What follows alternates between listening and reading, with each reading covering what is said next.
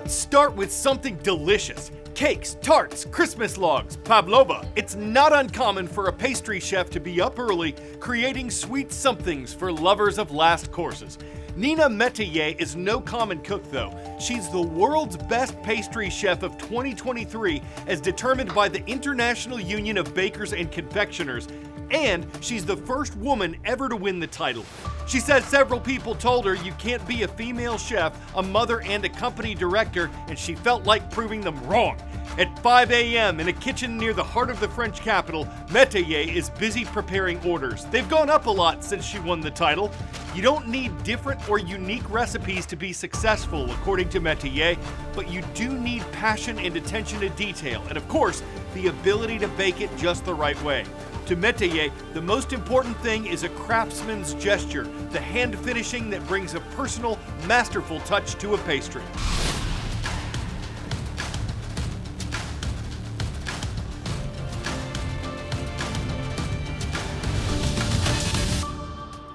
Always cooking up something interesting on the world from A to Z. And we're so happy to have you watching. My name is Carl Azus. We hope your Thursday's going well so far. For the time being, it looks like the U.S. government has avoided a shutdown, temporarily. Again, what we mean by all this is that an agreement has been reached in the U.S. House of Representatives to keep the government funded for a limited time. It's called a continuing resolution. It's not a long-term plan, and Congress did this the last time there was a funding deadline in late September. What the current bill does is keep government funding as it is until January 19th for military construction, veterans affairs, transportation, housing, and energy departments. Funding for the rest of the government's spending and services is extended until February 2nd. The legislation passed in the House this week with a bipartisan vote of 336 to 95. It's expected to be passed by the Senate and approved by the President to become law. Assuming that happens, though, it means that in the new year, before those January 19th and February 1st deadlines, Congress will have to reach an agreement on longer-term funding for the government, or pass another temporary continuing resolution, or there'll be a partial government shutdown. That's why lawmakers are divided on the current bill. Some support it as just what's needed to give the House and Senate more time to come up with that broader spending plan. Some criticize it as just another delay in coming up with a broader plan. Democrats and Republicans have very different priorities on what the government should spend money on and what it should cut to save money, and there are divisions over this within the parties themselves. So that's part of the reason why reaching that broader agreement has been so elusive. President Joe Biden's summit with Chinese President Xi Jinping coming after months of high tensions between the two countries. There's a lot going on, and I think that both sides are looking for a little bit of stabilization in the relationship. Biden said one goal for the meeting is to improve things. We have to ensure that competition does not veer into conflict. For the leaders of the world's two largest economies, trade is a top issue. The trade relationship is enormously important to both countries. That doesn't mean that there aren't very real concerns about the behavior of the other country. Lily McElwee is an expert in Chinese foreign policy at the Center for Strategic and International Studies in Washington. She says an agreement to crack down on the export of chemicals used to make fentanyl, expected to be finalized at the summit, could be important for Biden here at home. Beijing has also been critical of the Biden administration's limits on the types of semiconductors U.S. companies can sell to China, the world's largest chip market. The Biden administration says it's a move to protect U.S. national security. Beijing has accused Washington of weaponizing trade and tech issues. President Biden said that his goal was to put relations with China on a more normal course and also to be able to pick up the phone and talk to one another in the event of a crisis. In Washington, I'm Karen Kafa. On this date in world history. On November 16, 1907, the state of Oklahoma entered the U.S. as the 46th state in the Union. Previously, the federal government had pushed Native Americans to live in the area known as Indian Territory, and then the government took some of that land for resettlement by non-Native Americans. The new state combined Indian Territory with Oklahoma Territory. In 1914, the Federal Reserve Bank of the United States, also known as the Fed, officially opened for business.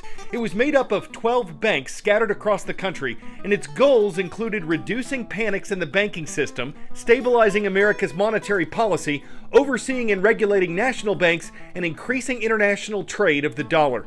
The Fed's limits were tested during the Great Depression. And on this date in 1920, the Australian airline Qantas got off the ground. It's not just a made-up name. Qantas is an acronym for Queensland and Northern Territory Aerial Services, relating to the places it originally flew to. Now, the airline flies to all 7 continents. It's one of the oldest carriers still in operation. Word of knowledge. Which of these lakes borders Switzerland? Lake Como, Lake Hallstatt, Lake Bled, Lake Constance. Lake Como is close to the Swiss border, but still in Italy. The lake that borders Switzerland, Austria, and Germany is Lake Constance. It was a team of doctors in Switzerland who came together recently to help a paralyzed man get up and walk. Back in 2011, Hertjem Oskum, who's from the Netherlands, was involved in a traffic accident in China. He wasn't expected to be able to walk again, but experimental technology that aimed to connect Oskum's brain signals to his muscles has changed things dramatically. Hertjem Oskum has been in a wheelchair for over 10 years. A cycling accident left his legs completely paralyzed and his arms partially paralyzed. So how is it that he's up and walking now? This is simply an incredible feat of science. To walk, the brain must send a command to the region of the spinal cord responsible for the control of movement. When there is a spinal cord injury, this communication is interrupted. Our idea was to re-establish this communication with a digital bridge. To create that bridge, electrodes are surgically inserted into the brain and spine. Now, implants that can trigger muscle action in paralyzed limbs aren't what's new. What's new here is that the technology is reading thought instructions from the brain and transmitting the signals to the electrodes in the spine. Then, the electrodes in the spine stimulate the spinal cord, telling the legs to walk. Within 5 to 10 minutes, I could control my hips. Now, Oskum is learning to walk again. With a computer strapped to his back to register and transfer signals from his brain, he can walk the length of a football field, conquer uneven terrain, and even climb stairs. And after a long time training, something amazing happened. Oskum began to walk without the computer sending commands to his spinal cord. He has to use crutches to do it, but researchers say this indicates that the bridge stimulated the growth of new nerve connections. The team working with Oskum is now recruiting 3 more patients to see if they can produce similar results for those with paralyzed arms. We're headed out west today, and we mean west, to spotlight a couple different groups watching. First, in Palm Springs, California, we're excited to see Mrs. Sandoval's class. Great to have y'all watching from Edward Wentzloff Education Center. And going further west, we come to Anchorage, Alaska, where we hope Miss Sherwood's class made it back to school today after all that snow. Finally today, pencil pusher. It's a term for someone who does a lot of paperwork. But this guy from Iowa can own that title because he's lovingly collected so many pencils, he's been written into the record books. Aaron Bartholme started bringing them home and saving them when he was a kid. One of his pencils has a high school basketball schedule dating back to the 1940s. One of them dates back to 1915. Aaron knew he had more than 24,000, which was the previous record, so he started counting and didn't stop till he'd numbered 69,255 pencils, which was just certified as a new Guinness World Record.